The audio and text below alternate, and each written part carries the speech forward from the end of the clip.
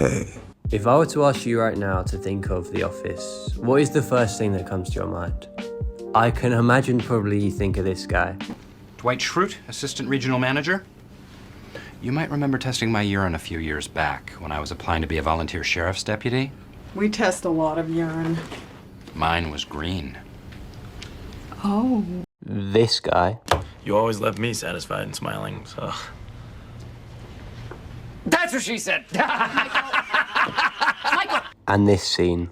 You're hardly my first. That's what she said! First thing that comes to my mind, it's these two.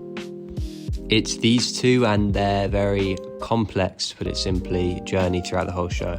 I fully believe these two have one of, if not the most pure relationships in media, and if you disagree with me, that is completely fine, that's your opinion, but this one is mine.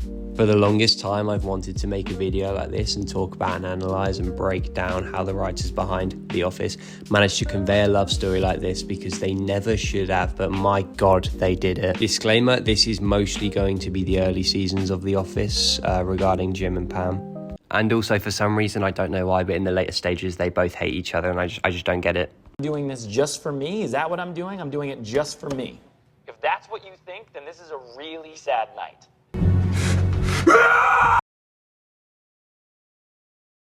I think one of the biggest fundamentals in on-screen relationships is always going to be the chemistry between the real-life actors. I believe this is so important because, yeah, sure, you can have two people memorize a script and pretend to be in love, but it's not impactful in the slightest and doesn't give it the weight that it should. The relationship between two characters should make you want to watch on and smile when they literally do anything together. Take these two brilliant scenes and watch the chemistry brew.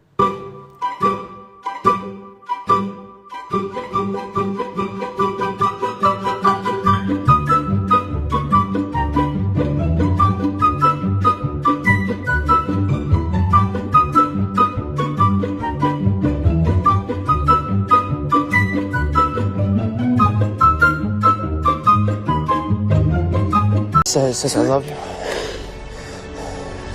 Because I love you. And no offense, but you're wrong. You're wrong about us being on different paths. We're not on different paths. You're my path. Now, take a look at this one and tell me if you can see a difference. From the moment I met you, all those years ago, not a day has gone by when I haven't thought of you. And now that I'm with you again, I'm in agony. Maybe it's just me, I don't know, but the dynamic between the two characters of Jim and Pam is made so strong by the acting performances over 9 seasons of television via John Krasinski and Jenna Fischer. Krasinski, coming off of small roles in Ed and Law & Order, had absolutely no right to deliver a performance like he did on the big stage. Every look and linger is executed in a way where you really believe he's actually in love with her in real life. This is reciprocated by Jenna Fischer, who before The Office made guest appearances on Strong Medicine and Cold Case, and was actually working a receptionist job at the time. Hey, look at that. But this is what it is all about. He said that you told him how much you love me. About how you feel when I walk in a room, and about how you've never doubted for a second that I'm the woman you want to spend the rest of your life with. That is something so rare, but it's perfect in every single scene. And I truly don't think that directors could have cast any pair of people better. Genuinely, I mean it. But do you know what else I love about their dynamic? In the 6 episodes we get of season 1, it's made pretty clear of how the pair think of the other. They are 2 best friends, however one of them wants something more, but the other is engaged to someone else. Pretty good idea on paper, right? But it turns out that that paper was pretty much perfect.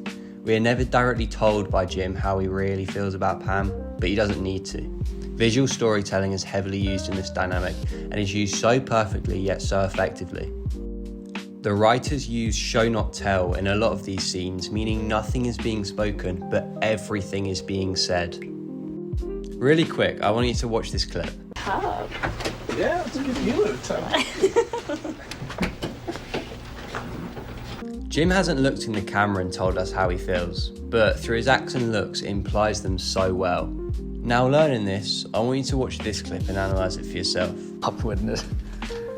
I brought in some burritos or some colored greens or some pad thai. Love pad thai. You see that? Once again, Jim's thoughts and feelings are so clear without a single word, and it's so powerful.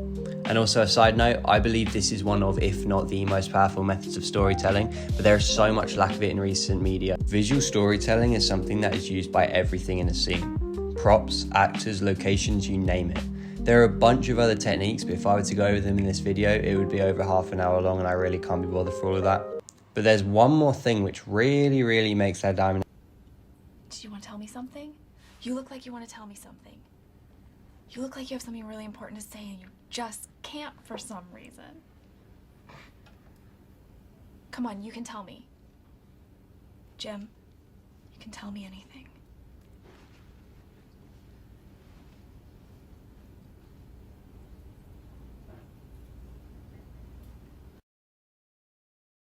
There is something so relatable and human about Jim and Pam, and I think that's why I love the dynamic so much.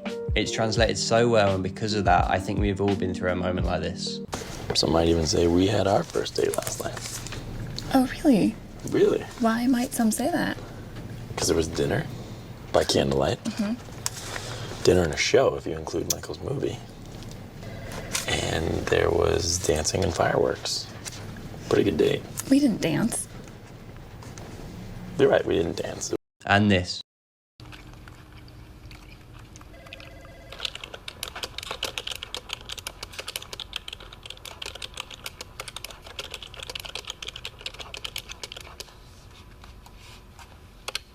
And for us more unfortunate lot, a moment like this. I can't. Yeah. You have no idea Don't do that. what your friendship means to me. Come on.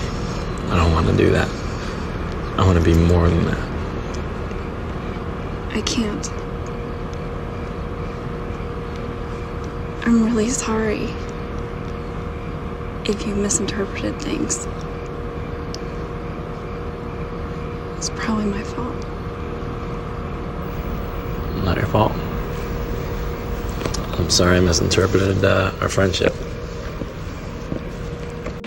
For anyone like myself who's been in Jim's position, and to the people who haven't been, consider yourself lucky, I think we have all had that same feeling of longing and wanting something you know won't happen, and that hurts. But I find comfort in the fact that I'm not alone with how it feels. I recently got out of something like early season Jim and Pam, and I think that's why I'm so invested in them. There's this level of relatability to confide in, which makes me so intrigued for their next steps, because it could potentially mirror mine. It definitely did not, but that's not the point. The point is that the relatability purifies the two's dynamic. Finally, to shut myself up, this video is just an excuse to vent about how I feel about these two. I've been storing this up for a long time, and I'm glad I've been able to share it. I want to continue to use this channel to discuss and analyse pieces of media I find great interest in, and hopefully you'll stick around, but it's all up to you at the end of the day. We do not care.